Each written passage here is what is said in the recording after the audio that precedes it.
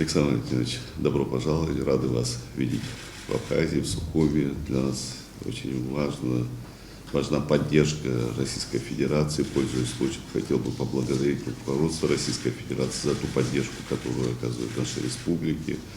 Безусловно, те возможности и те сложности, с которыми сталкивается республика, так скажем, непростые, но при поддержке Российской Федерации получается преодолеть очень много сложностей и проблем. Хотел бы поблагодарить вас лично за ваше отношение к нашей республике. Вы являетесь сопредседателем межправкомиссии с российской стороны. И сегодня в рамках вашего визита пройдет очередное заседание межправкомиссии по социально-экономическому развитию и сотрудничеству между Республикой Абхазия и Российской Федерацией. Для нас очень важна реализация тех программ, которые мы наметили. Хотел бы, наверное, подвести некоторые итоги предыдущей программы социоэкономразвития 22-25. Мы можем считать ее весьма положительной, с учетом тех результатов, которые мы достигли к 2025 году. Хотел бы несколько из них обозначить. Это, конечно же, товарооборот превысил более 400 миллионов долларов. Если сравнивать с 2020 годом, это 250 миллионов долларов. Это довольно-таки значительный рост. ВВП растет очень динамично и достиг более 90 миллиардов рублей. Если сравнивать опять-таки с 2020 годом, это плюс 187%. Это довольно-таки серьезные показатели, которые показывают и отражают реализацию тех программ, которые мы совместно реализовываем.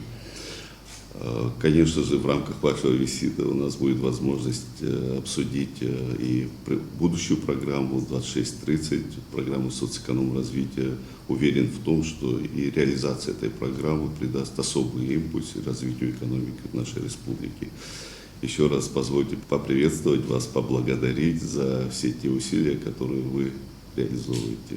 Добро пожаловать. Спасибо большое, уважаемый Бадр Зурабович. Во-первых, спасибо большое за возможность встретиться с вами в преддверии заседания Межправительственной комиссии по торгово-экономическому сотрудничеству между нашими странами. Мы ее проведем в этом году здесь, в Республике Абхазия. Последний раз проводили в Москве.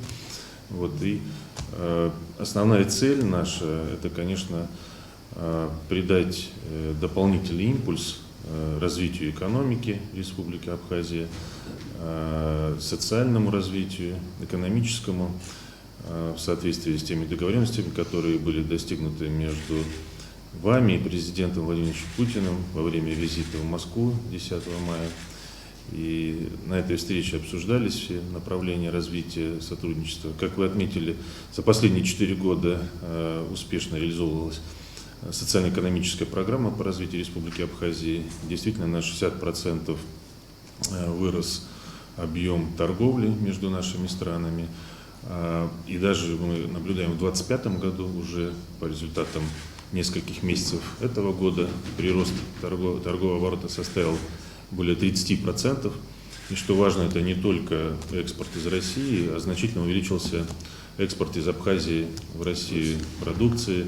И это говорит о том, что экономика развивается, и Россия оказывает поддержку социально-экономическому развитию Республики Абхазия, потому что Республика Абхазия для нас надежный и дружественный партнер.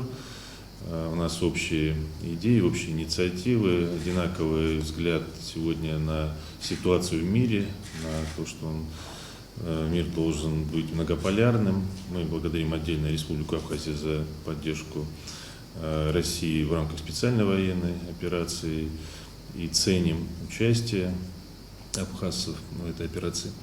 И, конечно, сегодня мы видим огромный потенциал по развитию Республики Абхазия и вместе с Россией. Здесь и развитие сельского хозяйства, и поставок продукции в Россию. Здесь и туризм, безусловно, важное направление составляет.